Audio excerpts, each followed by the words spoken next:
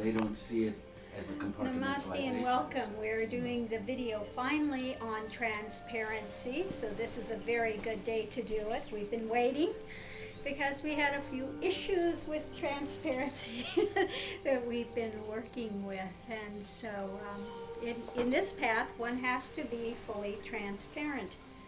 And the reason for being fully transparent, what does transparent means? It means clear.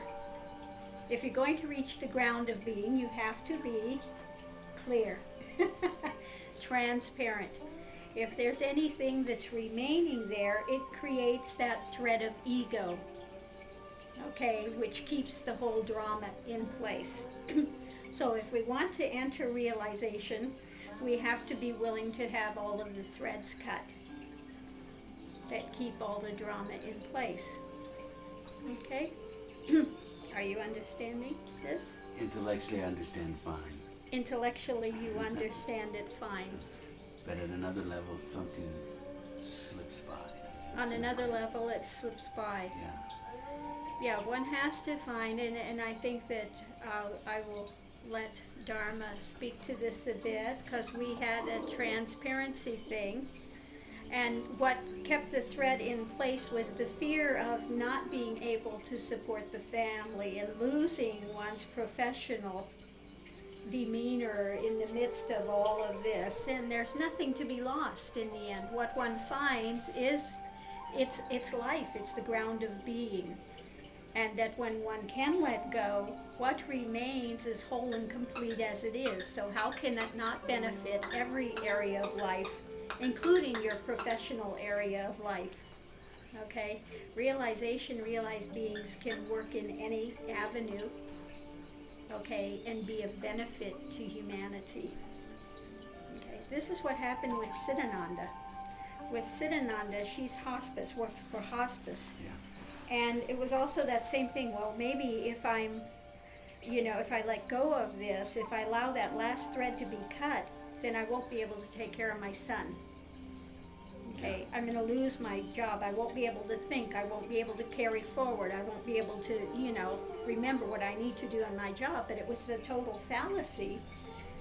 In fact, she's gone forward and is writing a book on how to work in hospice and not have to keep oneself drawn back from the patients. How to be transparent and allow that experience to wash through you.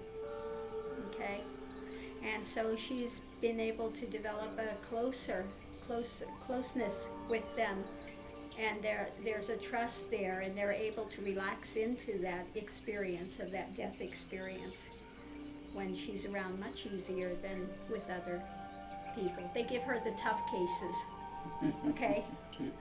They give her the tough cases. So not only has she not lost the ability to work with these people, she's gained something that allows her to be open enough to let this experience emerge for them, and gives them the ability to have some stableness within it to be able to release.